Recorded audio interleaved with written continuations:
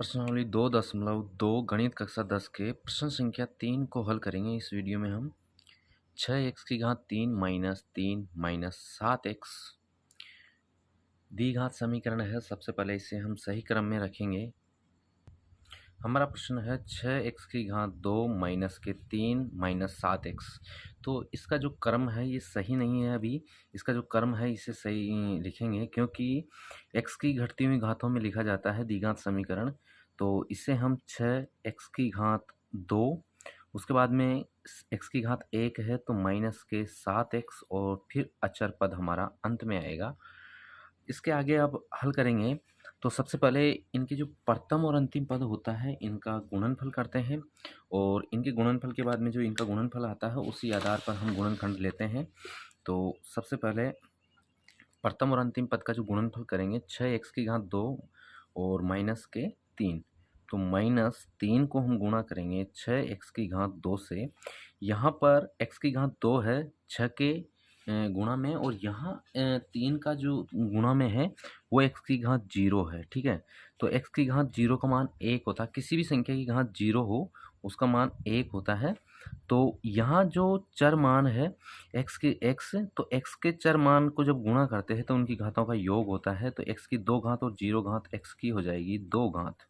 6 को 3 से गुणा करेंगे 36 18। ये प्लस है ये माइनस है, तो ये प्लस और माइनस, माइनस के 18x² हमारा प्रथम और अंतिम पद का गुणनफल आ रहा है। उसके बाद में मध्य जो पद है माइनस के 7x। अब दो हम गुणनखंड लेंगे, दो संख्या लेंगे जिनका जो गुणनफल होना चाहिए वो माइनस के 18x² होना चाहिए, और उनका जो अंतर होना चाहिए वो माइनस 7x होना चाहिए। अब 18 का जो गुणनफल होता है वो 6 को 3 से गुणा करेंगे तो 36 18 होगा, लेकिन उनका जो अंतर है वो किसी भी स्थिति के अंदर उनको चाहे माइनस में रखो चाहे प्लस में रखो माइनस 7x नहीं आएगा। लेकिन माइनस और उसके बाद में 9 को 2 से गुणा करेंगे तो 18 आएंगे। तो माइनस के 9x को गुणा करेंगे यदि हम प्लस के 2x से, तो यहाँ पर इन दोनों का जो अंतर आएगा माइनस 9x और प्लस के 2x, इनका अंतर प्लस के माइनस के 7x आएंगे। और इन दोनों का जो गुणनफल होगा वो x और x जो चर मान है इनका गुणा करेंगे तो इनकी घातें जो है वो जुड़ जाएगी 1 और 1, तो x की घात 2 हो जाएगी, और 2 को 9 से गुणा करेंगे तो 18, और प्लस और माइनस माइनस, तो माइनस 18x² हमारा गुणनफल आ रहा है दोनों संख्याओं को गुणा करने पर। और जो दोनों का अंतर है वो माइनस 7x आ रहा है। तो हमारे जो दो गुणनखंड होंगे वो होंगे माइनस के 9x और प्लस के 3, प्लस के 2x, सॉरी प्लस के 2x होंगे। तो इसके बाद में हम यहाँ पर जो गुणनखंड लेंगे 6x की घात 2 और माइनस के 9x प्लस 2x और माइनस 3। इन दोनों संख्याओं में से हम कॉमन लेंगे। अब कॉमन लेने के जो बेसिक बात है वो आपको मैं बता देता हूँ कि कॉमन उसी संख्या को लिया जाता है जो दोनों का गुणनखंड हो। अब वो संख्या कौन सी है जिनका भाग इसमें 6x की घात 2 में और माइनस 9x दोनों में ही जाना चाहिए। तो 3x जो है 3x का भाग 6x में भी जाता है और 9x में भी जाता है। ठीक है, तो हम यहाँ पर 3x कॉमन ले लेंगे।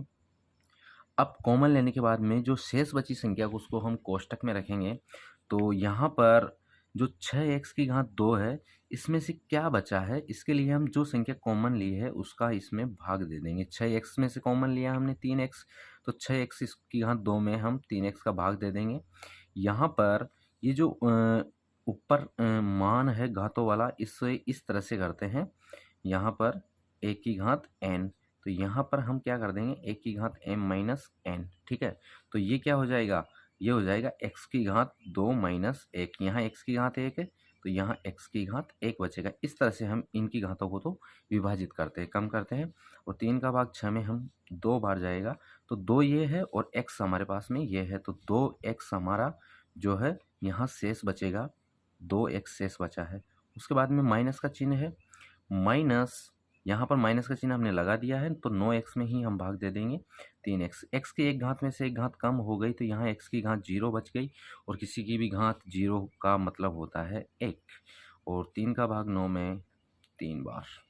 तो यहाँ क्या बचेगा 3 प्लस यहाँ से हम कॉमन लेंगे, उसमें भी चिन्ह का ध्यान रखना है, सीधा हमें प्लस ही नहीं लेना है।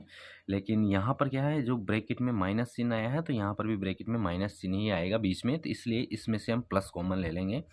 तो इन दोनों में किस संख्या का भाग जा रहा है, इन दोनों का गुणनखंड सिर्फ और सिर्फ 1 है। तो 1 हमारे इन दोनों संख्याओं का गुणनखंड होगा, तो इसे हम कॉमन ले लेंगे। यहाँ पर 1 का भाग 2x में देंगे तो 2x और माइनस के 3 हमारे पास में शेष बचे हैं। इसके बाद में आगे हम प्रश्न को हल करेंगे। तो ये दोनों जो ब्रैकेट हैं, ये दोनों ब्रैकेट हमारे बिल्कुल समान होने चाहिए और इन दोनों संख्याओं को मिलाकर हम एक कोष्टक बना लेते हैं, एक ब्रैकेट बना लेते हैं। तो 3x प्लस 1 हमारा इन दोनों से मिलकर बना है और 2x माइनस 3 हमारा इन दोनों में से एक लेने पर बना है। इन दोनों को शून्य के बराबर रखेंगे। 3x प्लस 1 और बराबर 0 और दूसरा है 2x माइनस 3 बराबर 0। यहाँ से हम इनका पक्षांतरण करके x का जो मान है, x का जो शून्यंक है वो ज्ञात करेंगे। तो यहाँ से 1 का पक्षांतरण करेंगे तो 3x बराबर ये हो जाएगा माइनस का 1 और यहाँ से -1 के बाद में इसमें से भी पक्षांतरण करेंगे -3 का तो 2x और बराबर प्लस के 3।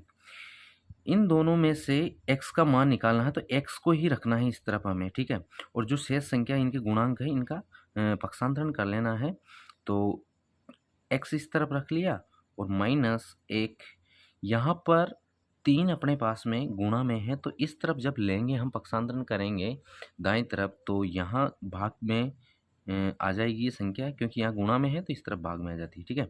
उसी तरह यहाँ पर भी x बराबर 3/2। तो जो हमारे x के शून्यंक हमें प्राप्त हुए हैं वो हुए हैं -1/3 और 3/2। अब यहाँ से हम क्या करना है कि इनके जो शून्यंक है और गुणांकों के मध्य जो संबंध की सत्यता की जांच करनी है वो जांच करेंगे। उसके लिए हमारी जो द्विघात समीकरण है उसे लिखेंगे 6x की घात 2 माइनस के 7x और -3। ये हमारी द्विघात समीकरण जो दी गई है प्रश्न में, ये इसका जो व्यापक रूप होता है वो होता है ax की घात 2 प्लस bx प्लस c। यहाँ पर a जो है x स्क्वायर का गुणांक है, b है x का गुणांक है, c जो है वो अचर पद है। तो यहाँ से हम x स्क्वायर का जो गुणांक है, x स्क्वायर का गुणांक वो है a और a यहाँ पर क्या है, x स्क्वायर का गुणांक क्या है 6, तो a का मान कितना हो जाएगा 6, ठीक है। उसके बाद में x का गुणांक क्या है, x का गुणांक है अपने पास में b और b का मान अपने पास में क्या है, x का गुणांक क्या है -7 और यहाँ पर c जो है वो क्या है, c क्या है अचर पद। तो c बराबर क्या हो जाएगा, जो अपने पास में मान बचा है जिसके गुणा में कोई भी चरमान नहीं है या चरमान की 0 घात उसके गुणा में है, तो यहाँ पर अचर पद है -3। अब हमें इनकी जांच करनी है, तो सबसे पहले हम शून्यंकों का योग करेंगे। शून्यंकों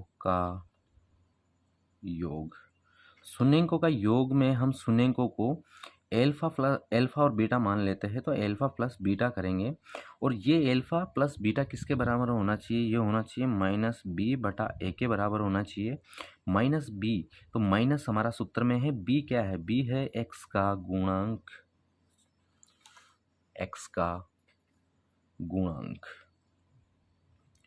और a है x स्क्वायर का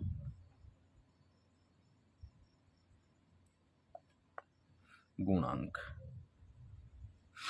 मान रखेंगे b का मान क्या है -7 और ये जो चिन्ह है ये सूत्र में है तो इसे हम आगे रखेंगे। इस बात का विशेष ध्यान रखना है कि ये चिन्ह हमारे पास में सूत्र में रखा हुआ है और b का मान हमारा अगर प्लस में है तो हम प्लस में रखेंगे, माइनस में हो तो माइनस में रखेंगे। a जो है हमारे पास में 6 है। उसी तरह से इन दोनों को हम जोड़ेंगे। अल्फा अपने पास में दोनों में से किसी को भी हम अल्फा मान लेते हैं 1/3 और प्लस हम योग करेंगे 3/2 का। यहाँ पर इन दोनों का जो एलसीएम आएगा वो आएगा 6। 3 का भाग 6 में 2 बार और 2 को गुणा करेंगे 1 से तो -1 से तो माइनस के 2 प्लस 2 का भाग 6 में 3 बार और 3 को 2 से गुणा करेंगे तो ये हो जाएंगे 9 बराबर माइनस और माइनस के प्लस तो प्लस के 7/6 और यहाँ पर भी अपने पास में 9 प्लस के हैं और 2 माइनस के हैं तो ये भी क्या प्राप्त होंगे 7/6। तो इन शून्यंकों का जो योग है वो तो हमारा बिल्कुल सही है। अब हम शून्यंकों का गुणनफल करेंगे।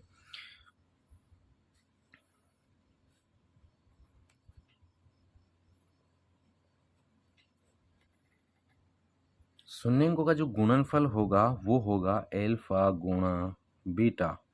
किसके बराबर होना चाहिए? ये होना चाहिए अचर पद बटा एक्स स्क्वायर के गुणांक के बराबर। तो सी क्या है? अचर पद, अचर पद बटा ए क्या है? ए है एक्स स्क्वायर का गुणांक। तो एल्फा -1/3 गुणा बीटा 3/2 बराबर अचर पद क्या है? -3 बटा अपने पास में ए क्या है? एक्स स्क्वायर का गुणांक, तो एक्स स्क्वायर का गुणांक है 6।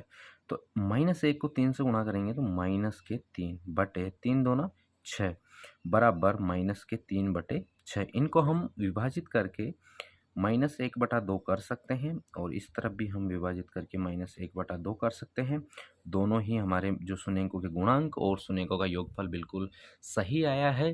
तो हमारे शून्यंकों तथा गुणांकों के मध्य सत्यता की जांच सही है और हमारा प्रश्न भी सही है। यही हमारे इस प्रश्न का उत्तर होगा। तो आज के इस वीडियो में प्रश्न संख्या 2 गणित कक्षा 10 के प्रश्नावली 2.2 से बताया गया है। वीडियो को लाइक कीजिए और चैनल को सब्सक्राइब कीजिए। ऐसे वीडियो देखने के लिए धन्यवाद।